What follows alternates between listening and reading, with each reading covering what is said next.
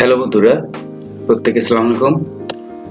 আজকে আমি এমন একটি বিষয় নিয়ে হাজির হয়েছি যা প্রত্যেকটা মানুষের যারা অফিসে কাজ করে তাদের খুবই গুরুত্বপূর্ণ, তাদের খুবই দরকার। পিয়ন থেকে শুরু করে এক্সিকিউটিভ পর্যন্ত, এক্সিকিউটিভ থেকে সিইও পর্যন্ত প্রত্যেকের দরকার। সেটা হলো এমএস ওয়ার্ড। এমএস ওয়ার্ডে কাজ না জানলে অফিসে তার চলা খুবই কঠিন হয়ে যায়। যারা এমএস ওয়ার্ড টাইপ করেন অনেক সময় তাদের পিডিএফ ডকুমেন্ট থাকে অথবা সফট কপি থাকে জেপিজি, সেগুলো তাদের রিটাইপ করতে হয়। তা আমি এমন একটা ট্রিক্স দেখাবো যার মাধ্যমে তারা সেগুলো রিটাইপ না করে সহজেই এমএস ওয়ার্ড ফাইলে কনভার্ট করতে পারে। আসুন কথা না বাড়িয়ে আমি আমাদের মেইন টপিকে চলে যাই। আমি প্রথমে সার্চ দেব OCR onlineocr.net onlineocr.net। আমি এই লিঙ্কটা আপনাদের ডেসক্রিপশন বক্সে দিয়ে দেবো যাতে আপনারা সহজে অ্যাক্সেস করতে পারেন। এখানে প্রেস করলেই দেখা যাবে যে এখানে সিলেক্ট ফাইল আসছে এবং এখানে কনভার্ট আছে সেটা ইনঅ্যাক্টিভ, এবং এখানে ইংলিশ থেকে যে ডকুমেন্টটা থাকবে সেই ডকুমেন্টে ইংলিশ থেকে আমরা মাইক্রোসফট ওয়ার্ডে কনভার্ট করতে হবে। আমি আপনাদেরকে দেখাচ্ছি একটা ফাইল, জেপিজি ফাইল। এই ফাইলটা টাইপ না করে কি করে আমি এমএস ওয়ার্ডে কনভার্ট করতে পারি সরাসরি এবং খুব অল্প সময়ে এবং নির্ভুলভাবে। এখানে আপনারা ডকুমেন্টটা দেখতে পাচ্ছেন। এই ডকুমেন্টটা আমি এমএস ওয়ার্ডে কনভার্ট করে দেব খুব সহজে। আসুন আমরা শুরু করি।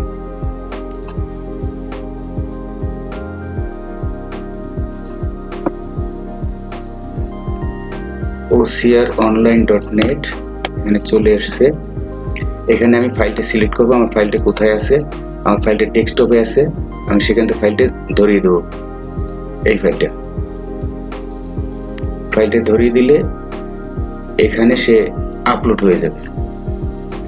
সিলেক্ট হয়ে গেছে। এখন কনভার্টটা অ্যাক্টিভ হয়ে গেছে। আগে ইনঅ্যাক্টিভ ছিল, এখন অ্যাক্টিভ হয়ে গেছে। এখন আপনি এখানে প্রেস করেন। প্রেস করলে সে 10 সেকেন্ড সময় নেবে। 10 সেকেন্ডের মধ্যে সে কনভার্ট করে দেবে। এবং আমি মাঝখানে একটা কথা বলে রাখি, এখানে শুধু এক পেজ না, সিঙ্গেল পেজ না, এখানে আপনি একসাথে 5 পাতা পর্যন্ত করবেন এবং 5 পাতা 5 বার, তার মানে 25 পেজ আপনি পার ডে কনভার্ট করতে পারেন।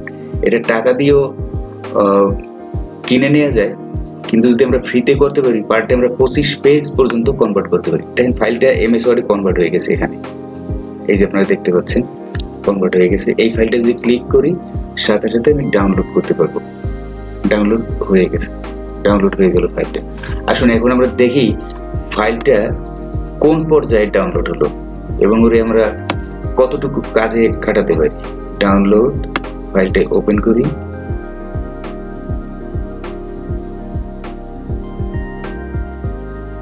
খুব সহজেই ফাইলটা কনভার্ট হয়ে গেল এবং আমরা এমএস ওয়ার্ডে এডিট করতে পারবো।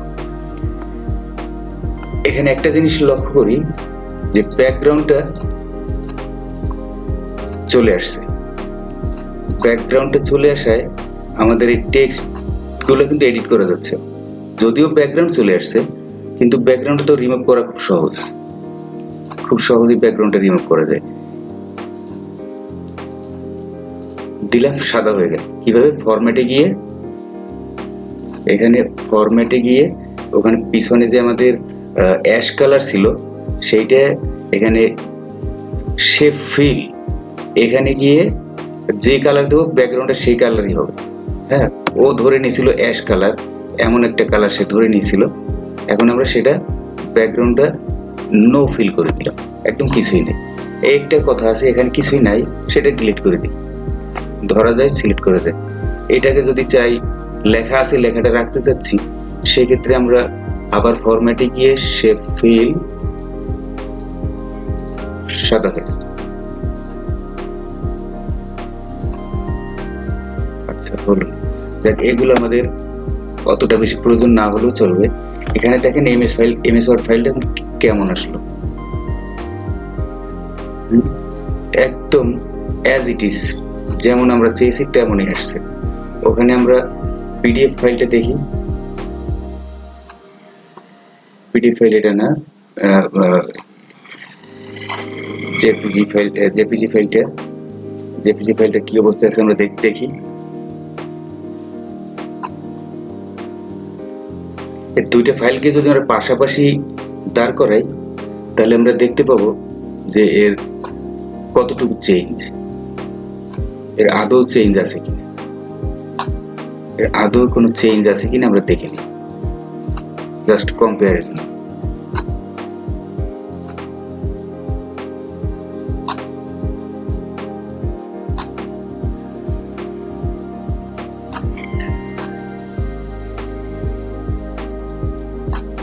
এখানে অ্যাজ ইট ইজ হুবহু আসছে, কোনো বানান ভুলও নাই। বানান ভুল যদি থাকতো তাহলে আমাদেরকে রেড লাইন দেখাতো, এখানে আমাদের স্পেলিং এরর দেখাতো, কোনো স্পেলিং এরর আসে নাই। এখানে যা লেখা ছিল হুবহু তাই আসছে। এবং এখানে হয়তো আমাদের একটু এডিট করা লাগতে পারে। আমরা যদি এটাকে ডিলিট করে দিই, প্রয়োজন নাই, এটা যদি আমরা ডিলিট করে দিই, এটাকে ধরে ডিলিট করে দিই,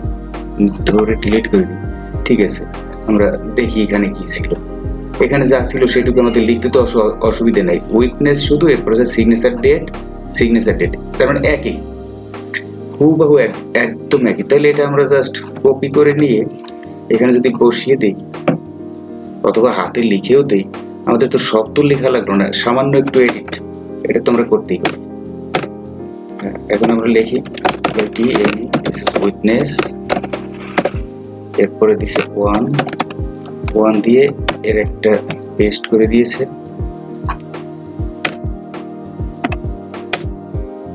নেম ডেট, উইকনেসের নেম এবং ডেট।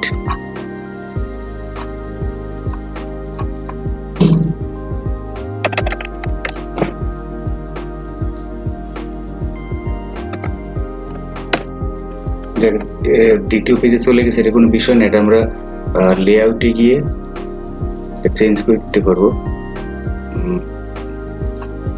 সমস্ত সেটআপ গুলো চেঞ্জ করে আমরা ঠিক করে দিতে পারবো। পেজে চলে আসছে এভাবে, ডেট, সিগনেচার এবং নেম। ডেটটা উপরে গেল, ডেটটা আমরা নিয়ে আসি,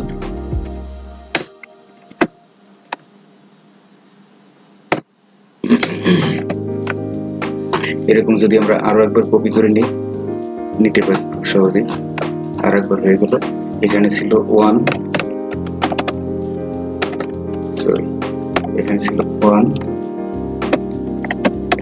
সমান একটা দাঁড় করাই দেবো এবং এখানে হবে 2